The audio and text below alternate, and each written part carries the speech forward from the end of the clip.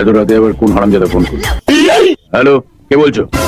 Free fire লাভার বলেছিলাম না, আমাকে যদি গ্রুপ থেকে কি করিস তাহলে তোকে এই দিনটার জন্য পস্তাতে হবে।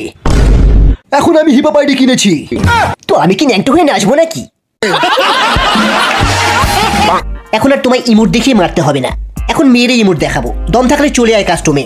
কাস্টম আমার, M10 আমার, শুধু লুটবক্সটা হবে তোমার। কাস্টম তোর, M10 তোর, কিন্তু গ্লুয়াল আমার।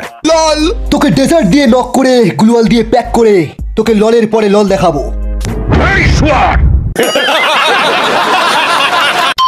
তো এইটা হলো রিভার সাইড, আমরা এখানেই ক্যাম্পিং করব।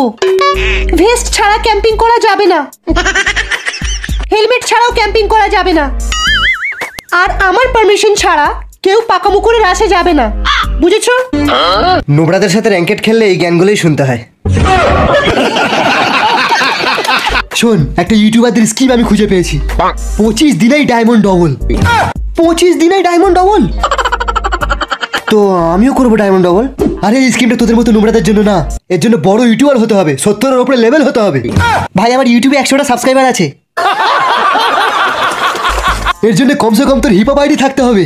হিপ হপ আইডি পোঁদ ফেরে ফেরে সবাইকে স্কিম বলে দে শালা।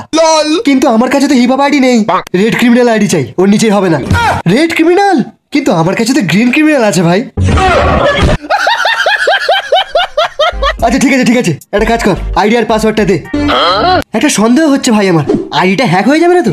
তুই ভাগসাল এখান থেকে, তুই যা, তোর জন্য এই স্কিম না। তো কি একেবারে আইডি? না না ভাই, পাসওয়ার্ড লিখে আনছি এক্ষুনি।